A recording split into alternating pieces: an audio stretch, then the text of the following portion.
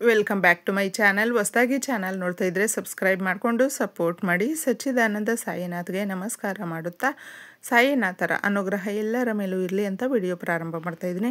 ಸ್ನೇಹಿತರೆ, ಈ ದಿನ ತಿಳಿಸ್ತಾ ಇರುವಂಥ ಪರಿಹಾರ ಮಾತ್ರ ತುಂಬಾ ಚಿಕ್ಕದಾಗಿರುತ್ತೆ, ತುಂಬ ಎಫೆಕ್ಟನ್ನು ಹೊಂದಿರುತ್ತೆ. ಈ ಪರಿಹಾರವನ್ನು ಮಾಡಿಕೊಂಡು ಕೂಡ ಎಷ್ಟೋ ಜನಕ್ಕೆ ಬಹಳ ಒಳ್ಳೆಯದಾಗಿದೆ. ಗೊತ್ತಿರುವಂಥವ್ರಿಗೆ ತಿಳಿಸಿರುವಂಥದ್ದು, ಅವ್ರುಗಳಿಗೆ ಮನೆಯಲ್ಲಿ ಒಳ್ಳೆ ಇದರ ಒಂದು ಪ್ರಭಾವ, ಅದರ ರಿಸಲ್ಟು ಅನ್ನೋದು ತುಂಬ ಚೆನ್ನಾಗಿ ಗೊತ್ತಾಗಿದೆ. ನಮಗೂ ಕೂಡ ಖುಷಿ ಆಯಿತು ಅಂತ ಶೇರ್ ಮಾಡ್ಕೊಂಡಿರುವಂಥವ್ರು ಕೂಡ ತುಂಬ ಇದ್ದಾರೆ.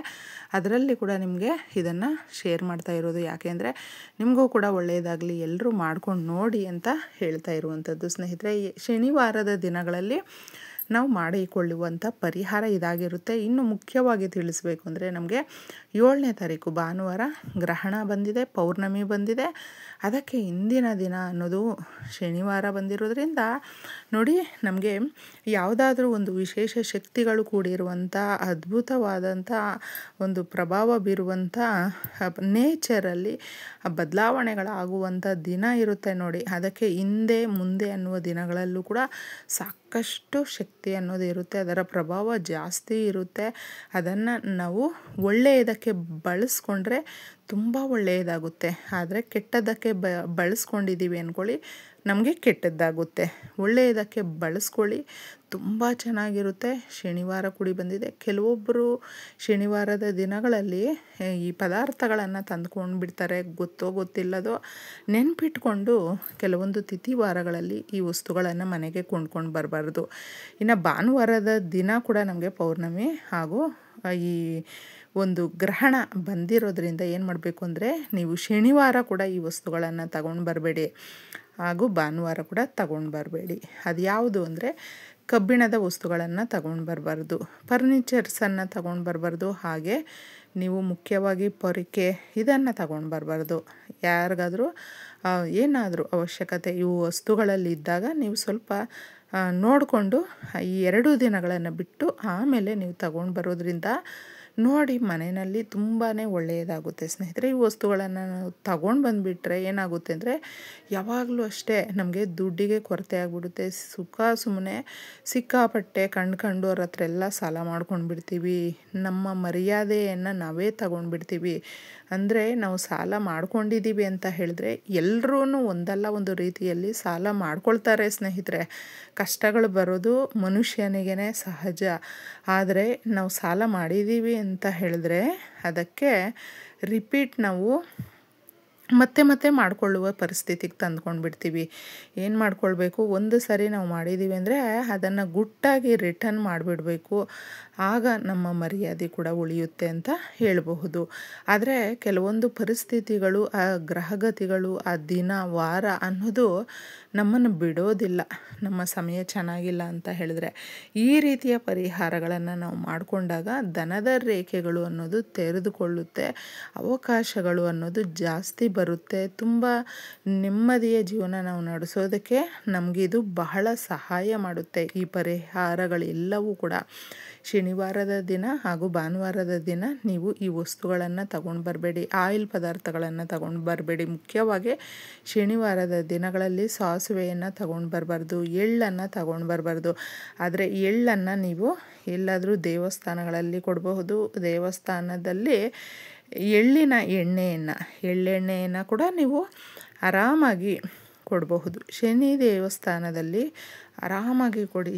ಶನಿದೇವರ ಒಂದು ಪೂರ್ತಿ ಆಶೀರ್ವಾದ ಅನ್ನೋದು ಸಿಗುತ್ತೆ. ಆ ಒಂದು ಶಿಸ್ತು, ಡೆಡಿಕೇಶನ್ನು, ಭಯ, ಭಕ್ತಿ ಎಲ್ಲವನ್ನು ಎಲ್ಲ ಸಂಬಂಧಗಳಲ್ಲೂ ಕೂಡ ನಾವು ತುಂಬಾ ಪ್ರಾಮಾಣಿಕವಾಗಿ ಪ್ರಾಮುಖ್ಯತೆ ಕೊಟ್ಟು ನಡೆಸ್ಕೊಂಡು ಹೋಗುವಂತೆ ನಮ್ಮ ಜೀವನದಲ್ಲಿ ಶಿಸ್ತನ್ನು ಕ್ರಮಬದ್ಧವಾಗಿ ನಾವು ನಡ್ಕೊಂಡು ಹೋಗೋದಕ್ಕೆ ನಮಗೆ ಸ್ವಾಮಿಯ ಆಶೀರ್ವಾದ ಅನ್ನೋದು ಬೇಕು. ಅದಕ್ಕೆ ನೀವು ಈ ಪರಿಹಾರವನ್ನು ಮಾಡಿಕೊಳ್ಳಿ. ಸಾಧ್ಯವಾದರೆ ಈ ಪರಿಹಾರವನ್ನು ನೀವು ಮಾಡಿಕೊಳ್ಳುವಾಗ ಬೇರೆಯವರಿಗೆ ಶೇರ್ ಮಾಡ್ಕೊಳ್ಳೋದಕ್ಕೆ ಹೋಗಬೇಡಿ. ಅದರ ಪ್ರಭಾವ ನಮಗೆ ರಿಸಲ್ಟ್ ಕೊಡೋದಿಲ್ಲ. ಯಾಕೆ ಅಂದರೆ ಅವರ ಮನಸ್ಸಲ್ಲಿ ನಮ್ಮ ಬಗ್ಗೆ ಆಲೋಚನೆಗಳು ಯಾವ ರೀತಿ ಇರುತ್ತೋ ಗೊತ್ತಿಲ್ಲ. ನಾವು ಈಗ ಚೆನ್ನಾಗಿಲ್ಲ, ಕಷ್ಟದಲ್ಲಿದ್ದೀವಿ ಅಂತ ಹೇಳಿದ್ರೆ ಏನು ಮಾಡ್ತಾರೆ ಅಂದರೆ ಜನ ಪಾಪ ಇವ್ರಿಗೆ ಕಷ್ಟ ಇದೆ ಅಪ್ಪ, ತುಂಬ ಕಷ್ಟ ಇದೆ ಅಂತ ಹೇಳ್ತಾರೆ ಬಾಯಿ ಮಾತಿಗೆ, ಆದರೆ ಸಹಾಯ ಮಾಡೋದಕ್ಕೆ ಬರೋದಿಲ್ಲ. ಸಹಾಯ ಮಾಡುವಂಥವರು ಕೂಡ ಇದ್ದಾರೆ ಸ್ನೇಹಿತರೆ, ಇಲ್ಲ ಅಂದರೆ ನಮಗೆ ಚೆನ್ನಾಗಿರಲ್ಲ ಅಲ್ವಾ. ಇದ್ದಾರೆ ಒಳ್ಳೆಯವರು ಕೂಡ, ತುಂಬ ಚೆನ್ನಾಗಿ ನಮ್ಮ ಕಷ್ಟಗಳನ್ನು ಅರ್ಥ ಮಾಡಿಕೊಂಡು ನಮಗೆ ಎಲ್ಲ ರೀತಿಯಲ್ಲೂ ಕೂಡ ಸಹಕಾರ ಕೊಡುವಂಥ ಜನನೂ ಇದ್ದಾರೆ. ಆದರೆ ನಾವು ಒದ್ದಾಡ್ತಾ ಇದ್ದೀವಿ ಅಂದಾಗ ಪಾಪ ಅಂತಾರೆ. ಆದರೆ ನಾವು ಚೆನ್ನಾಗಿ ಆಗಿಬಿಟ್ವಿ ಅಂದ್ಕೊಳ್ಳಿ, ಅವ್ರ ಮನಸ್ಸಲ್ಲೇ ಯಾರು ಪಾಪ ಅಯ್ಯೋ ಅಂತೇಳಿರ್ತಾರೆ, ಅವ್ರುಗಳೇ ನಮ್ಮ ಕೇಡನ್ನು ಬಯಸ್ತಾರೆ. ಚೆನ್ನಾಗಾಗ್ಬಿಟ್ರು, ನಮಗಿಂತ ಮುಂದೆ ಹೋಗ್ತಾ ಇದ್ದಾರೆ ಅಂತಂದ್ಬಿಟ್ಟು. ಅದಕ್ಕೆ ಜನರು ಯಾವುದೇ ರೀತಿಯಲ್ಲಿದ್ದರೂ, ಯಾವುದೇ ರೀತಿಯಲ್ಲಿ ನಮ್ಮನ್ನು ಅಂದುಕೊಂಡ್ರೂ ತಲೆ ಕೆಡಿಸ್ಕೊಳ್ಳದೆ ಈ ಪರಿಹಾರಗಳನ್ನು ಮಾಡಿಕೊಂಡಾಗ ಜನರ ಕಣ್ಣು ದೃಷ್ಟಿ ತುಂಬ ಬೇಗ ನಮ್ಮನ್ನು ನಾಶದ ದಾರಿಗೆ ಕರ್ಕೊಂಡೋಗ್ಬಿಡುತ್ತೆ. ಅಷ್ಟು ಕೆಟ್ಟ ಶಕ್ತಿ ಮನುಷ್ಯನ ಕಣ್ಣು ದೃಷ್ಟಿ ಅನ್ನೋದು ಸ್ನೇಹಿತರೆ. ತುಂಬ ಜನ ಎಲ್ರಿಗೂ ಅದು ಅಪ್ಲೈ ಆಗೋದಿಲ್ಲ. ಕೆಲವೊಬ್ಬರು ನಾನು ಆಗಲೇ ಹೇಳಿದೆ, ತುಂಬ ಚೆನ್ನಾಗಿ ನಮ್ಮ ಬಗ್ಗೆ ಒಳ್ಳೆಯದನ್ನು ಬಯಸುವಂಥವರು ಇದ್ದಾರೆ ನಮ್ಮ ಮಧ್ಯದಲ್ಲೇ. ಅವ್ರುಗಳಿಗೆ ಏನು ಕೆಟ್ಟದ್ದು ಅವ್ರು ಬಯಸೋದಿಲ್ಲ. ನೀವು ಚೆನ್ನಾಗಿ ಇರುವಂಥ ವೀಳ್ಯದೆಲೆಯನ್ನು ತಗೊಳ್ಬೇಕು. ವೀಳ್ಯದೆಲೆ ಬಂದು ತೊಟ್ಟು ತುದಿಯನ್ನು ಮುರಿಬೇಡಿ. ಇದಕ್ಕೆ ಸ್ವಲ್ಪ ಉಪ್ಪು ಬೇಕು, ಕಲ್ಲುಪ್ಪನ್ನು ಹಾಕಿ. ಈ ಎಲೆ ಎಷ್ಟಿರುತ್ತೋ ಅದರಲ್ಲಿ ಅಷ್ಟಷ್ಟು ವಸ್ತುಗಳನ್ನು ನೀವು ನೋಡಿಕೊಂಡು ಹಾಕಬೇಕು.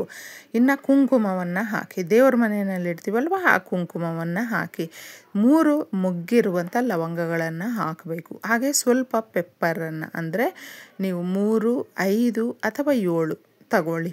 ಬ್ಲ್ಯಾಕ್ ಪೆಪ್ಪರ್, ಕರಿಮೆಣಸು ಅಂತ ಹೇಳ್ತೀವಲ್ವ, ಈ ಕಪ್ಪು ಮೆಣಸು, ಇಷ್ಟು ವಸ್ತುಗಳನ್ನು ಹಾಕಿಬಿಟ್ಟು ಪ್ಲೇಟಲ್ಲಿ ಇಟ್ಟಿರ್ತೀರಲ್ವ ಎಲೆ ಸಮೇತ, ನಿಮ್ಮ ಕೈಯಲ್ಲಿ ಇಟ್ಕೊಂಡು, ನಮಗೆ ಆರ್ಥಿಕ ಸಮಸ್ಯೆಗಳಿದೆ, ಹಣಕಾಸಿನ ಸಮಸ್ಯೆ ಹಾಗೂ ನಮ್ಮ ಕೆಲಸಗಳಲ್ಲಿ ಯಾವುದೇ ರೀತಿಯ ಜಯ ಅನ್ನೋದು ಸಿಗ್ತಾ ಇಲ್ಲ, ಅಭಿವೃದ್ಧಿ ಅನ್ನೋದು ಆಗ್ತಾ ಇಲ್ಲ, ನಮ್ಮ ಮನೆಯಲ್ಲಿರುವ ಎಲ್ಲ ವಿಘ್ನಗಳನ್ನು ದೂರ ಮಾಡಿ ನಮ್ಮ ಜೀವನದಲ್ಲಿ ಸುಖ, ಶಾಂತಿ, ಸಮೃದ್ಧಿ ಅನ್ನೋದನ್ನು ಕೊಡು ತಾಯಿ ಅಂತಂದ್ಬಿಟ್ಟು ಕೇಳ್ಕೊಳ್ಬೇಕು ನೀವು.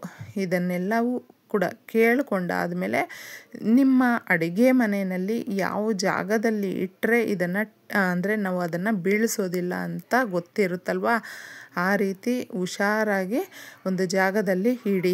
ಮಾರನೇ ದಿನ ಅದನ್ನು ನೀವು ತೆಗೆದು ಬಿಡಬೇಕು ಸ್ನೇಹಿತರೆ.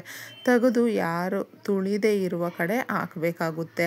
ಇದನ್ನು ಮತ್ತೆ ಮತ್ತೆ ತೆಗೆದು ನೋಡೋದಾಗಲಿ, ಪ್ಲೇಟನ್ನು ತೆಗೆದು ನಮ್ಮ ಕೈಯಲ್ಲಿ ಇಟ್ಕೊಳ್ಳೋದು, ಈ ಥರ ಎಲ್ಲ ಏನೂ ಮಾಡಬಾರ್ದು.